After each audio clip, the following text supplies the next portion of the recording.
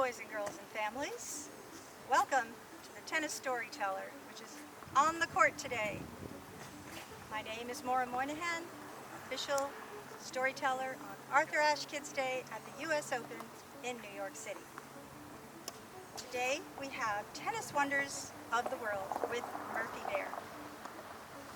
It will take you around the globe to 4 major tennis tournaments.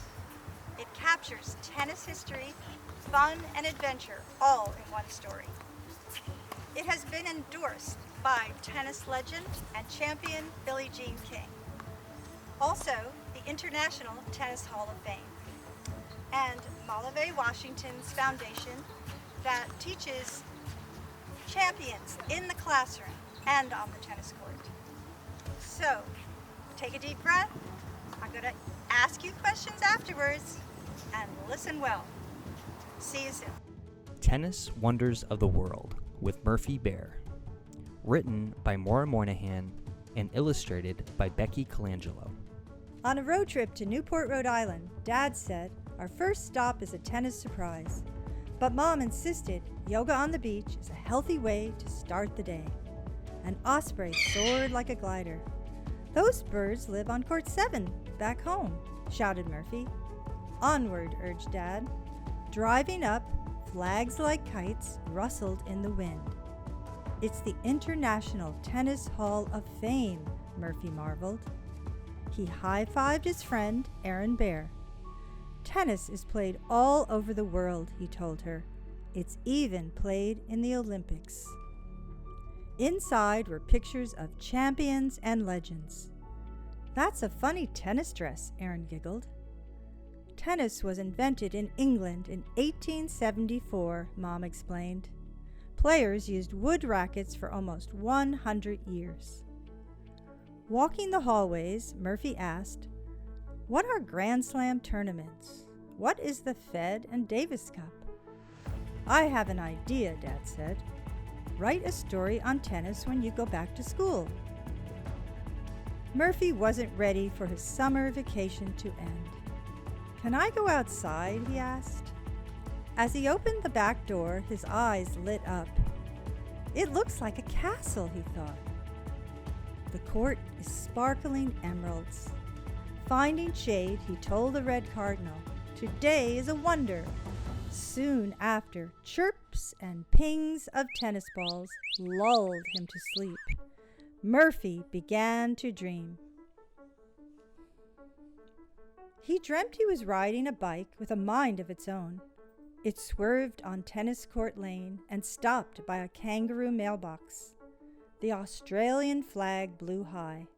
He read the sign, "Melbourne, Australia, January, Grand Slam Tournament number 1. A 7-pointed star Ferris wheel glowed in the distance. In an instant, Murphy stood on a blue hard court. Friendly faces filled the giant stadium. "Good day, mate," Connor Cougar called. He gave him an antique racket. Murphy dashed up and back. The ball bounced high and fast. He moved to his forehand, then to his backhand. A bonfire sun made his face as red as a lobster.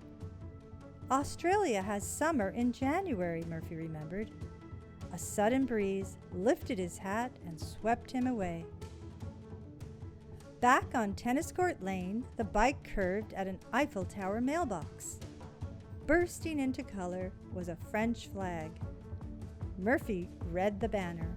Paris, France, May, Grand Slam Tournament number 2. "Bonjour," called Miss Angel Hair. "Let's play on our red clay." They entered a magnificent arena. On a squashy court, the balls took slow bounces. They slid into their strokes.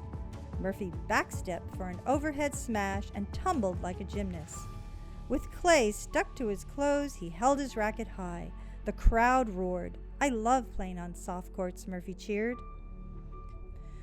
In a flash, an osprey grabbed his shirt. Soft rain and sun brushed their faces. Over a landscape of umbrellas they drifted. A rainbow appeared, and Murphy counted its 7 colors.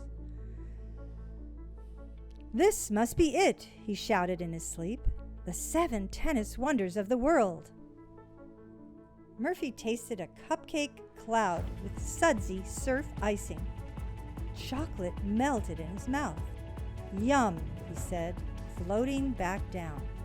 Puggy, his dog, was happily with him. They heard music chiming from a Big Ben mailbox. The British flag swayed in the breeze as Murphy read aloud. "Wimbledon, London, England, July. Grand Slam Tournament number 3. Horses whinnied as they rode by. Beyond the hill, regal lawns shined like diamonds. All the players were dressed in white. Wearing antique clothes, Aaron and Murphy made a mixed doubles team. They spotted the royal family. Crowds gobbled up strawberries and cream. Tradition, they agreed as they tapped their rackets. On a grass court, the ball bounced low and fast. Murphy felt like a dancer. Every stroke and sidestep were in sync. Aaron's backhand slice winner ended the match. Their rackets burst into kites, and they vanished. Cycling into a cinnamon sky, the American flag sparkled. A statue of Liberty mailbox gave Murphy a smile. He read the sign, "New York City, USA, September.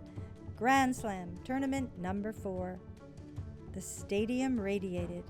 Families from around the world gathered at the Storyteller. He saw Rafa Rabbit reading aloud with Miss Angel Hair. In the distance, Kyoko Cat and Chen Dog waved. "I have been here before," Murphy mumbled in his sleep. "Over here," Gavin Gator shouted. "We are playing singles on center court tonight." On a hard surface as blue as the sea, they hit rainbow topspins. Shooting stars zoomed above. Wake up," Aaron demanded, shaking Murphy's shoulder. "I'm in a tennis match against Gavin Gator," he told her. "You are dreaming," she insisted. "Your mom and dad are in the car." "Off we go," Dad announced. "Back to Florida." "I had an amazing dream," Murphy told them. "There are tennis wonders," he said, and I counted 7. The Tennis Hall of Fame is the first wonder. Then I was at 4 Grand Slam tournaments. Murphy paused to remember while he ate his apple. "How about Davis and Fed Cup as number 6, Dad added. "Then what is the 7th tennis wonder?" Aaron asked. After hours in the car, Murphy opened the window. "It looks like home," he gasped. "I smell the ocean." "Can we play tennis now? I have something to show you." "Did you enjoy the trip?" Dad asked. "One day I'll play in a Grand Slam tournament," Murphy replied. "Me too," added Aaron.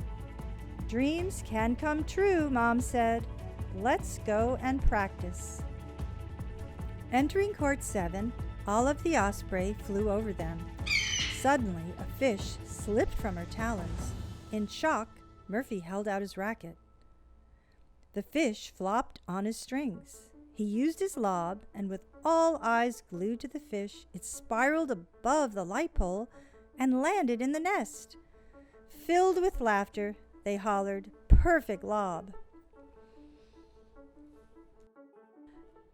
After tennis, they celebrated at Teddy's Ice Cream. When Murphy saw the mailbox, it reminded him of his dream. "I got it," he said.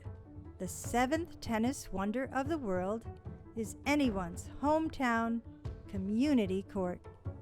Tennis is for everyone."